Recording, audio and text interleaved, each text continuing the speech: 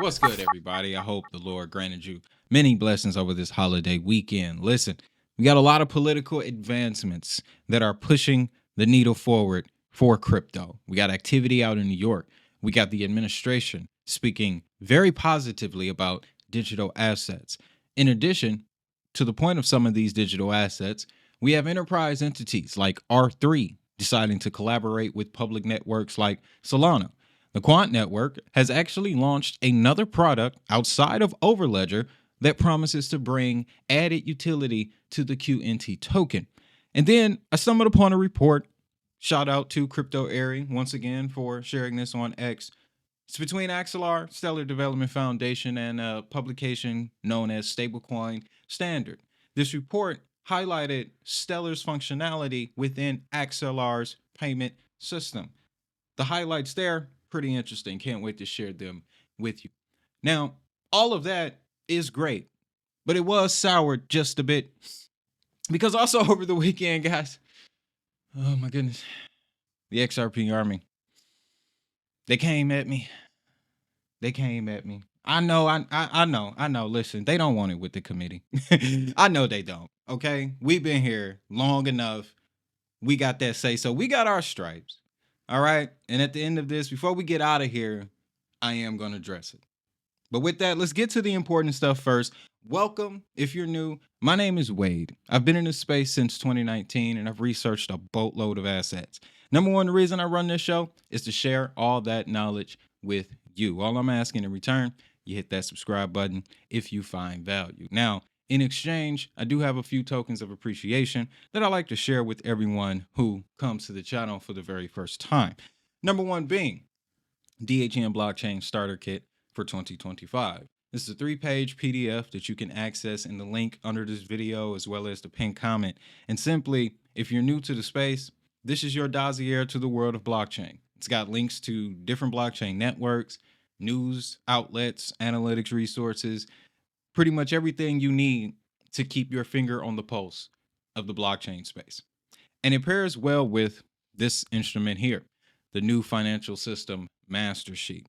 If you like to get deep into your crypto research, these assets are assets that we have covered on the channel extensively over the last few years. So you take this sheet and you pair it with the content on this channel, you're definitely in the right place when you're starting your crypto research. And on top of that, can't forget about the fundamentals. That's why I created Blockmaster, everything you need to know about blockchain technology. And we got a new one, ladies and gentlemen. This is the DHN 100, the top 100 utility-driven blockchain networks. This is simply a compilation of content that will point you towards the 100 blockchains that have proven records of utility. Like I said, I've researched a boatload of assets, so that's given me a chance to find the ones who have shown continuous production. And I put that into this piece of content here. So links in the description, as well as the pinned comment, you can access a lot of this stuff here. So let's lead on the political front. Ladies and gentlemen, New York is aiming to become a crypto hub. We had Mayor Eric Adams out and about doing many appearances over the last couple of weeks, but the most prominent was his appearance to announce a new hub that would be housed in New York City that would focus on fostering innovation around digital assets. Now, what makes this so interesting is a lot of companies call New York home. A lot of crypto companies call New York home. You got Ripple, you got Coinbase, you got Consensus, and you got DeFi protocols like Avalanche. My thinking is now that they've changed their tone, their energy towards digital assets in a financial epicenter such as New York, this is going to benefit companies in that area in major ways. As a matter of fact, as of this morning, Circle officially confirmed it. They will be doing their IPO. And guess what? I got an email within about an hour saying that Robinhood would be listing CRCL, Circle stock. So that's going to be great. But I believe we have the clip here next. Mayor Eric Adams. Let's take a listen. Our goal remains the same as it was day one as mayor, making New York City the crypto capital of the globe. Yeah.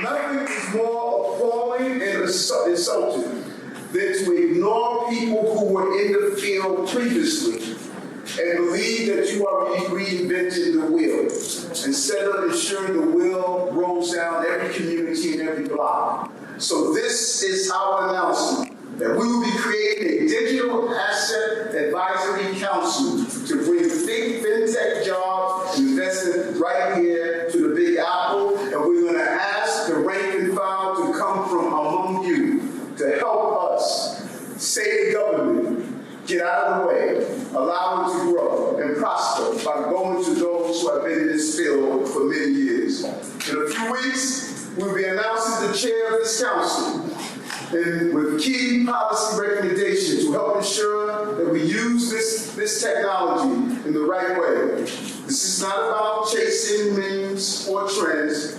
We want you to use the technology of tomorrow to better serve New Yorkers today. That's another thing that I really like about this push coming out of New York from Brother Adams here. It's not about chasing memes. This is about the utility behind the technology. Now, I got to admit really quickly here before we go to our next piece, we got a clip from the administration speaking on digital assets. But I posted a clip on X talking about Nigeria.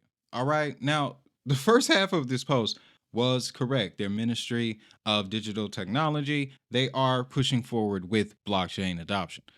But the clip that I actually attached was from 2023, and I did not see it until the post edit. All right. Some things that happens when you're running an organization such as this by yourself.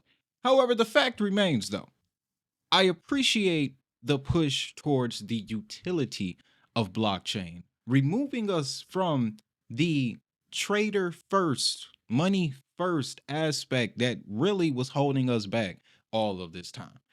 It's gotten to the point to where our administration are coming out publicly and making comments like this.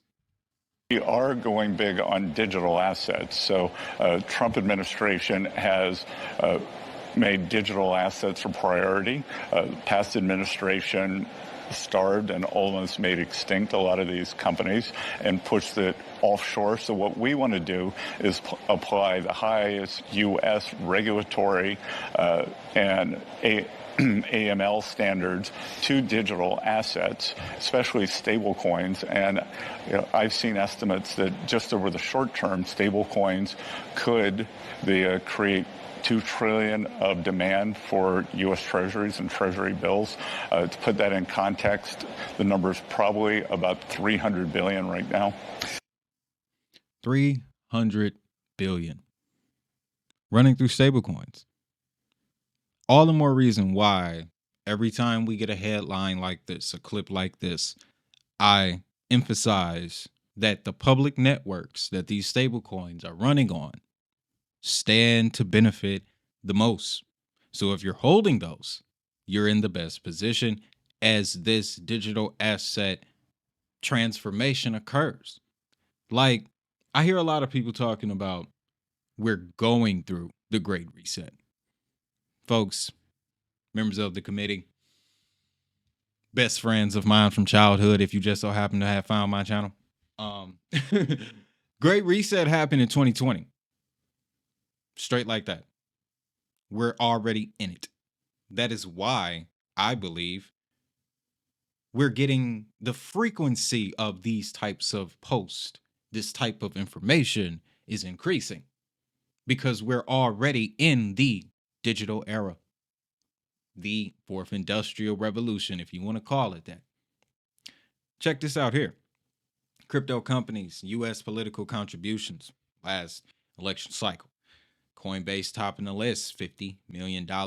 Ripple came back with another $49 million. Again, two companies, along with Circle and Andreessen Horowitz, if I'm not mistaken, housed in New York. But last election cycle, I remember seeing the headlines. This was the most amount of money that has ever gone into a political campaign from crypto companies. And to be quite honest with you, Brian Armstrong over there at Coinbase do seem to be sitting very comfortably ever since this donation dropped. So I firmly think that this represents a new era for blockchain. We're at a point that, heck, a few years ago, when I got into the space, 2019, 2020, this was all fantasy. Okay? We were having these discussions in chat rooms on Telegram and WhatsApp, waiting for the day where blockchain technology, digital assets, Bitcoin, cryptos, DLT, they're even talking about XRP, Stellars, Hedera publicly now. We were waiting for this moment because it was something that we defined as the mainstream era. Something I talked a lot about.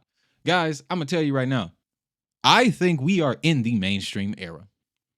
And the mainstream era could very well last much longer than we realize.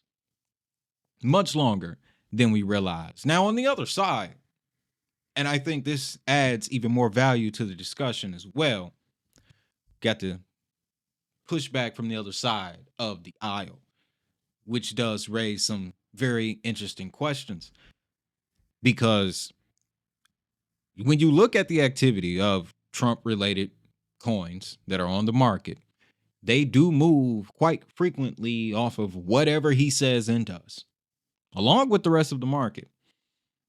So there are members of government that feel, simply put, like that's market manipulation. We wouldn't let anyone else do that, no matter what, what their background was. We wouldn't let nobody else do that. How is he getting away with it with this crypto stuff?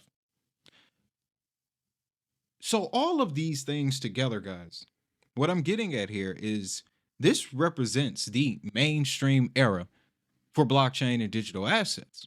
We here now because almost every other day on mainstream news outlets, they're either mentioning Bitcoin, talking about Trump's blockchain endeavors.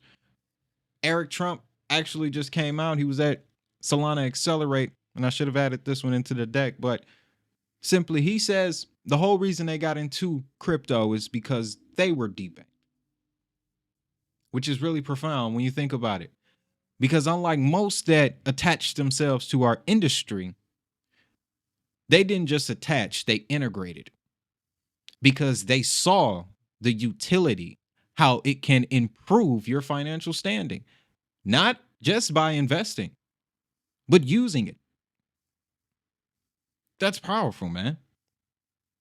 At the end of the day, especially while this man is in office, this added energy, all this extra attention, I think that's going to look, it's going to reflect well in the price throughout his term. Once we get towards the end of his term, oh man, that's a whole different discussion. We'll talk about that later. But let's talk a little bit now about some of these digital assets in particular. Ladies and gentlemen, let's break down this report, Axelar, Stellar, centered around stablecoins. Now, I posted the link to this report on my X. I actually reposted Crypto Aries, and she has the link in it as well. But if you don't want to go through any of that, I'll make sure to leave a link in the show notes under this video. But the first thing you see here, this is XLR's cross-border retail payments setup. This is their system. This is how it works. But you'll notice when you look at step 2, Stellar's network of anchors provide transfer points that convert on-chain assets like stablecoins into fiat currency. I'm going to talk more about this later, of course, when I address the XRP army. But the reason why I highlighted the distribution of Stellar's anchors is for this very reason. They're the most important component to the network. And now that they have plugged themselves in with Axelar, folks, Axelar is not for any games. I remember stumbling upon it fall of last year through collaborations with Hedera, if I'm not mistaken. And ever since, I have been very impressed by their design, their architecture. I believe I got the price chart coming up here in a few seconds. But I also want to show this to you as well. In that same report, you'll get down to a section where they talk about the features of Stellar, what it's capable of, the things of that nature. And they go directly into emphasizing Stellar's design emphasizes connectivity with external systems, so non-blockchain related systems.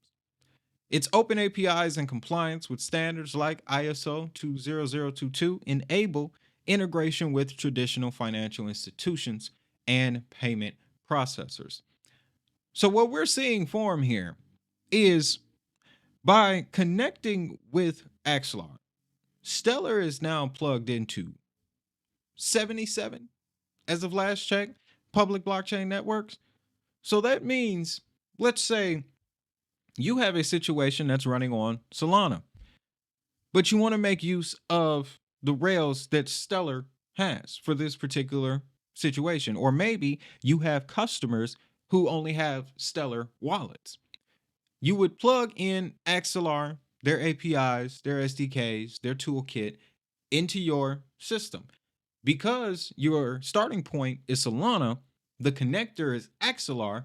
If you got customers who have wallets on the Stellar network, now you can make the connection happen. You can convert crypto to fiat. You can transact fiat. You can transact stable coins, particularly USDC, which is also all tied up with Axelar, Solana, Stellar. We already know that.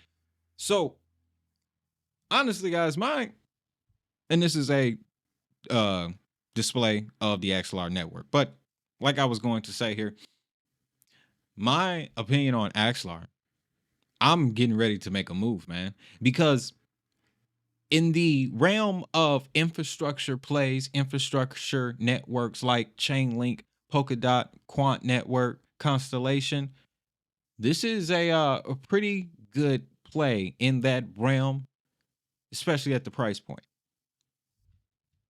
Yeah, 35 cents. Large scale interoperability play. And another thing that sets them apart is they have a focus on DLTs. It's really the only place where I'm seeing interoperability between the DLT networks like Stellar's, like your Hedera's, Algorand's, XRP, etc., that are being plugged into the system. Larger infrastructure networks have a more focus on the Ethereums, the Solanas, the Swedes, the more upper echelon Web3 protocols. Axelar's particular advantage is that they're focusing on those other DLT assets like I mentioned before. So to that point, like I said, this is an all-time chart. Axelar is at a price point where it typically likes to go back up on a run. People are saying we haven't had all season yet. So we got it right with Zipback Network. Let's see if we can, get in early on this Axelar situation. In addition to that, guys, and not totally intending to plug an ad here, but this is why I refer Uphold to you guys. Axelar staking, 5.5%. Boom. There you go right there. Definitely going to schedule a deep dive into Axelar because we learned a little bit about their general message passing, which is kind of the underlying code base that makes all of this happen. But I definitely want to dig a little bit deeper into Axelar. Before we get into our next segment, we actually going to take a little break here. Got to pay some bills. Y'all know how that go. But when we get back, we're going to talk R3, Solana, Quant's new product, and I'm going to have to address the XRP army.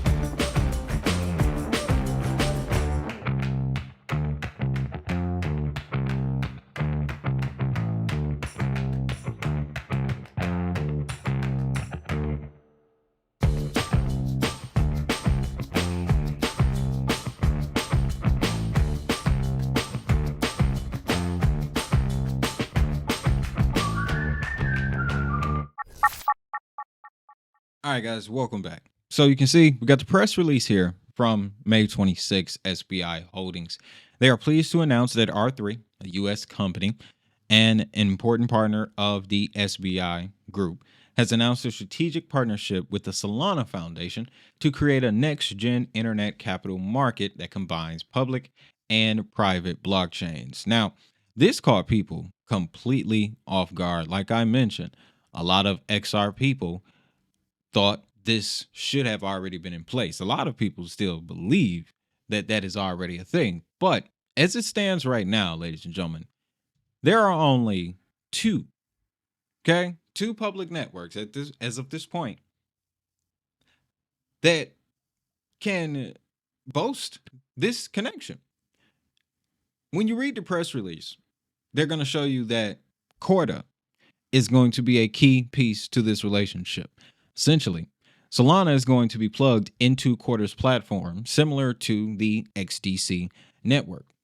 And as you can see here, Corda is not a game to be played. These are all of the institutions that currently make use of Corda through R3.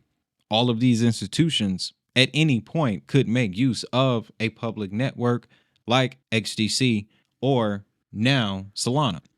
I believe the arrangement with XDC and Corda was particularly in the private realm because, you know, XDC is a hybrid blockchain, which means it gives you both public access as well as permissioned access, particularly in regards to their subnets.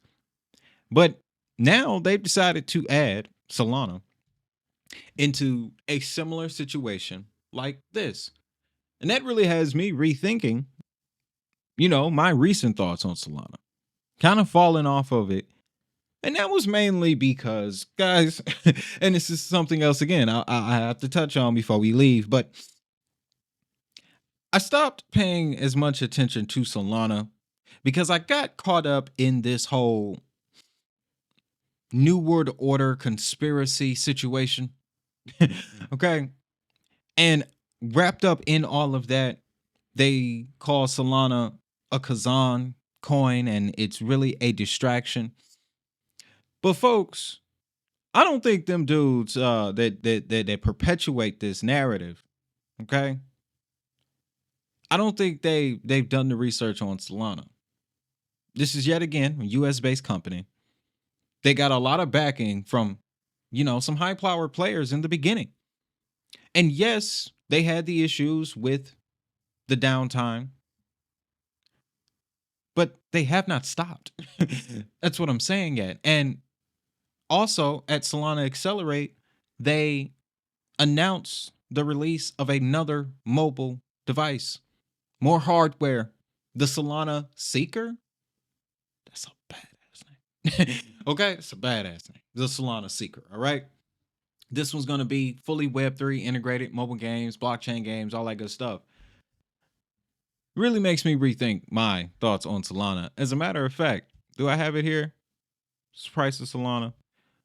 We also have, okay, we'll touch on that. But I was going to say, we're still tracking the Elite 8 assets. Remember the top 8 that I put together in 2023, October of 2023.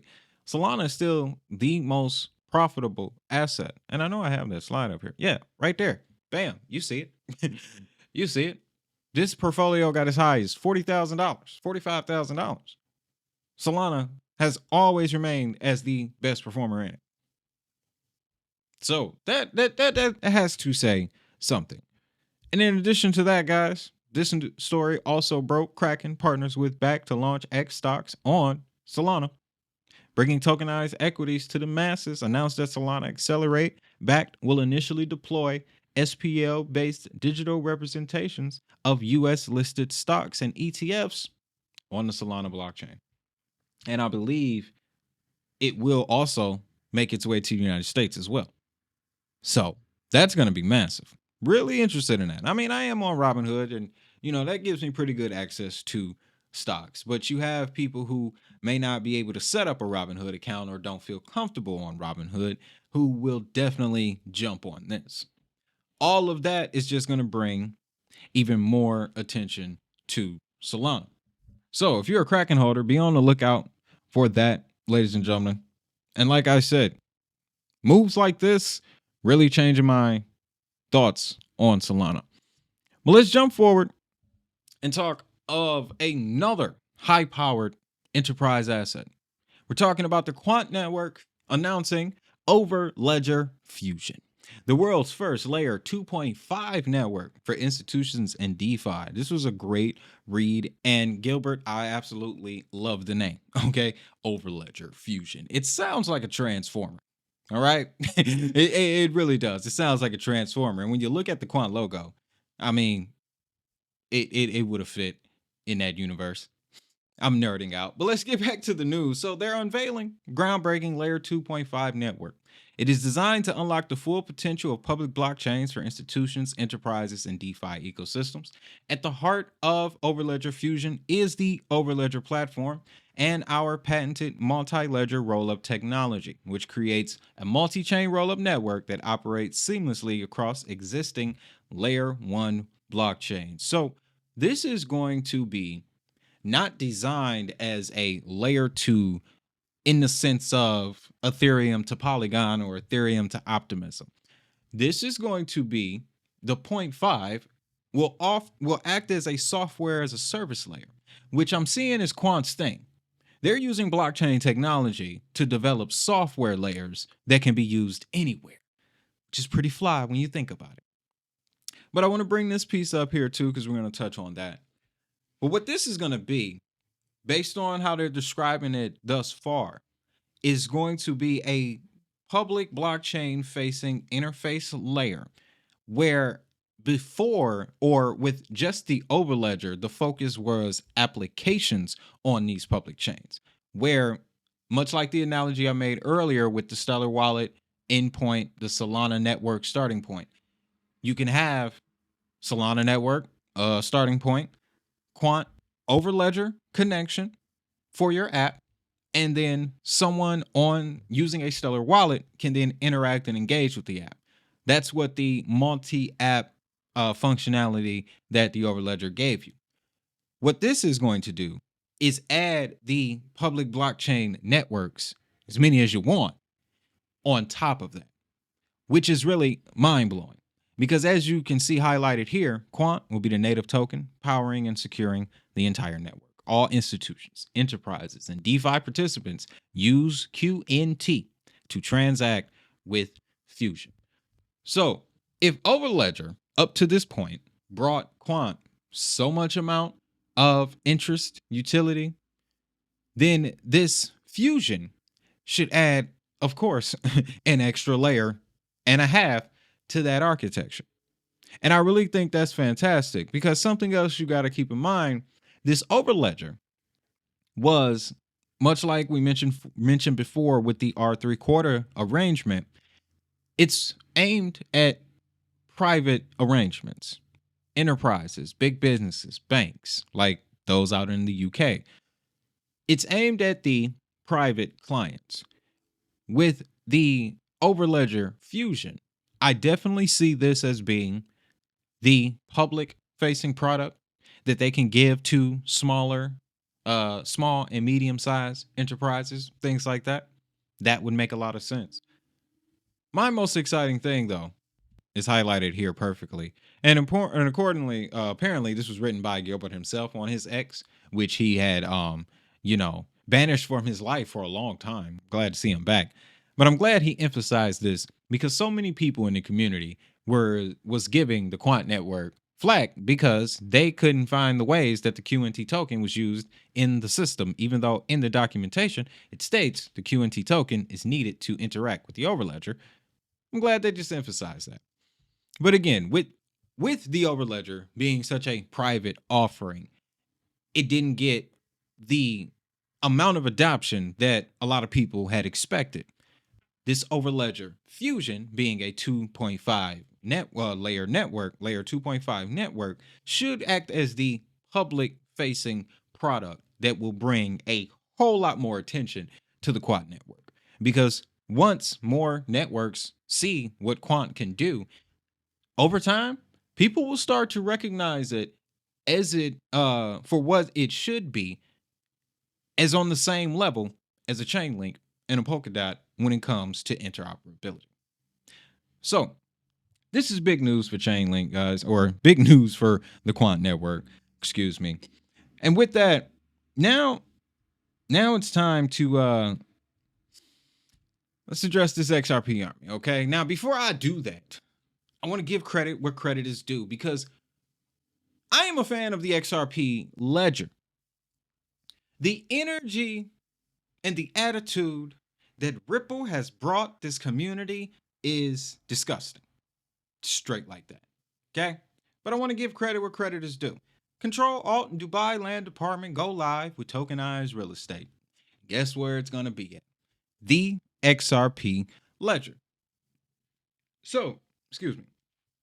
The DLD and Control Alt have worked closely together on the development of a secure and compliant tokenization framework, focusing on structuring, minting, and placing real estate title deed tokens on chain. XRP ledger, centralized layer 1, renowned for its reliability, stability in tokenizing and exchanging digital assets, has been selected as the blockchain of choice for this project. All right, so I get that. I totally dig it. And when you refer to educational materials like Blockmaster, you understand that this is a basic blockchain feature. So more props to the XRP ledger for this. I will also share this with you as well. Dubai is not playing when it comes to their digital outlook. That whole Middle East, North African area, they're ready for it. So XRP ledger adoption in areas like this, definitely a win. Absolutely. And I wish it would be these types of things that we talked about the most. And as you can see here, the XRP ecosystem, the XRP ledger ecosystem is just as immense as the Ripple network and the mysterious partners that everyone else talks about. It's just as fascinating. Okay? But the problem is, when you go to talk about the ledger, people don't seem that excited about it. And I can tell you why. I remember the moment NFTs went live on the XRP ledger. Okay? And they pulled this off. The upgrade was called XLS 20. Shout out to the developers who brought NFTs to the XRP ledger, because this whole section here, NFT collectibles, wouldn't be there. I go to report that. Now, mind you, of course, my channel was much smaller, but I'm looking around at the much bigger channels at the time, and nobody is mentioning it. The only thing that they were talking about in relation to XRP was how much the government was trying to control it. At the same time, trying to tell everybody how much the government was about to use it and how much the government was trying to suppress it. That has been the core narrative around the XRP ledger, and quite frankly, I'm sick of it. Sick of it. Because there is so much more that this ledger has to offer. And I think I'm speaking on behalf of those who, behind the scenes, that go unnoticed, that are developing on the XRP ledger. They don't care about your NWO bullshit. Excuse me. Okay? We about an hour or so in. YouTube pulls off the guardrails at this point. But I want to address this because I don't want anybody in the committee to interact with this dumpster fire of information and get confused about their expectations. Don't get me wrong. I'm not bashing the XRP token, of which is connected to the XRP ledger.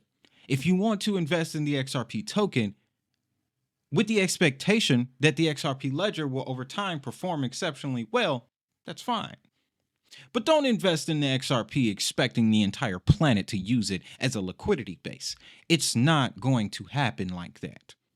Because if it was, Ripple would already be on that track years ago. Why did it take them so long to drop a stablecoin? That makes no sense. When one of the most popular stablecoins, Tether, is the most dominant stablecoin on the ledger. I don't understand this. Flare Network, Hugo Fillion, has done more for the XRP ledger in the last 12 months than Ripple has done in the last 2 years. And I'm willing to debate this. As a matter of fact, when it comes to founders in the space, I have seen Sergey Nazarov, the founder of Chainlink, almost 12 times in the last 2 months. At everyone's event, including Solana's. On top of that, you see Daniil Dixon everywhere. You see Chris Marszalek, the owner of Crypto.com. You see him everywhere. These people have public presences. Now, those public presence are starting to improve the valuation for their companies. These companies just so happen to be connected to the new version of crowdfunding in the digital asset ecosystem that we invest in. Because that's what it is, crowdfunding. That is why the community aspect is such an important piece to it. But at the same time, that becomes a double-edged sword. Because, like I mentioned, the primary narrative that all XRP holders get bombarded with when they get into it is this New World Order situation, the cabals around the world, all of these things. If you believe in that, I dig it. That's fine. Because for a very long time, I followed those same narratives. As a matter of fact, you guys saw it. The whole Trump golden age thing. That was me falling too damn deep into the rabbit hole. That was me falling too damn deep into the rabbit hole. And I honestly felt some type of way about it. But when I put together facts, because all of this started in reaction to the Stellar Anchors by Economic Block. Okay?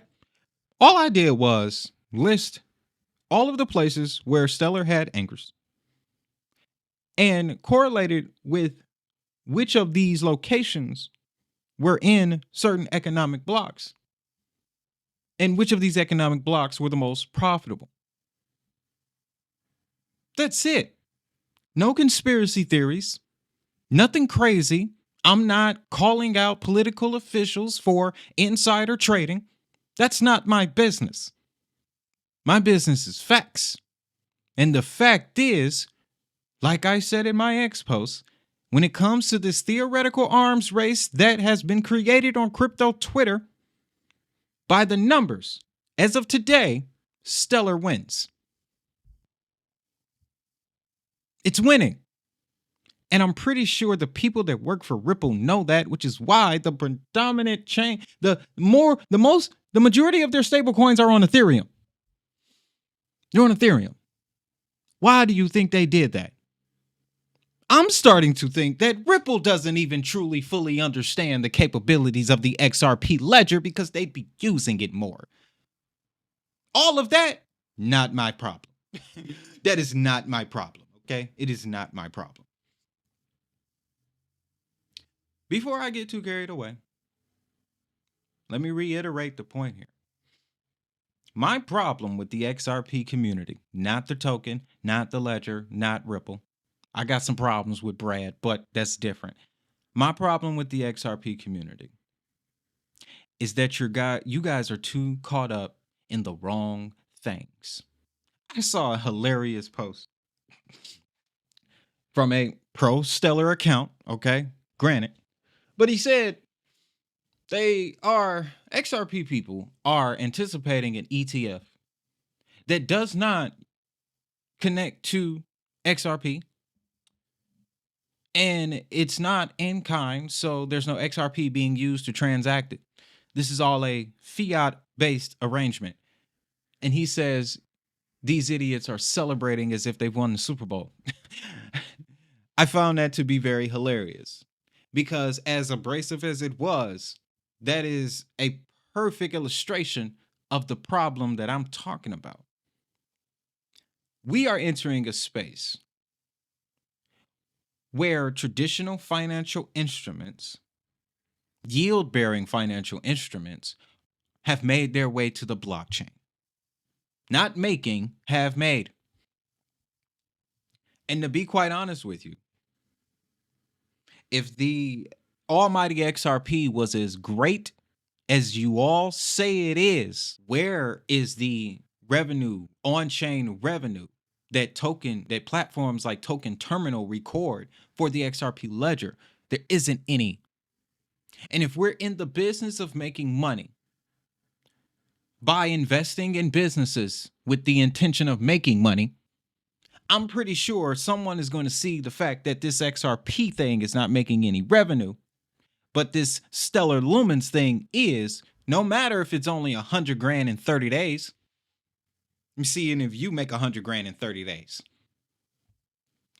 My point exactly. No, 100 grand in 30 days in the scale of crypto is not monumental, but for the context of the situation, I definitely added that post a little bit later in the day to emphasize my point. In this theoretical arms race that crypto Twitter has created between XRP and Stellar, if you put the numbers on the table, Stellar wins. So, I think I've made my point. When it comes to the XRP ledger, I will cover the ledger. But when it comes to all of this New World Order, banking conspiracy, global liquidity, world reserve currency crap, don't bring it my way. Don't. Because I guarantee you, I got the files. I got the folders. I got the PDFs. I got all of the reports. My boy. Right here. Right here. Y'all do not want it with the committee. You don't. Okay. So with that, that's all I got for this piece. Now, if you have made it this far into this piece of content, guys, drop down DHN in the comments so I know who's rocking with me for real. The plan is to increase the visibility of the DHN brand. Doing that will allow us to continue to pursue the mission of strictly just telling people about this massive change that will affect their lives. Because that's what I'm in it for. All right. So again, guys, links to a boatload of resources to get you started on your crypto journey will be in the description as well as the pinned comment. Follow me on X. I've brought in some help to help run that account. So that way the primary focus of that account is to give you real-time updates on what's going on across the entire blockchain sector. As you'll see in the tagline, we got a new one. Serving crypto enthusiasts. Any coin, any token since 2019. That's how we rock it. But with that, it still remains that if that money is digital, so is the hustle.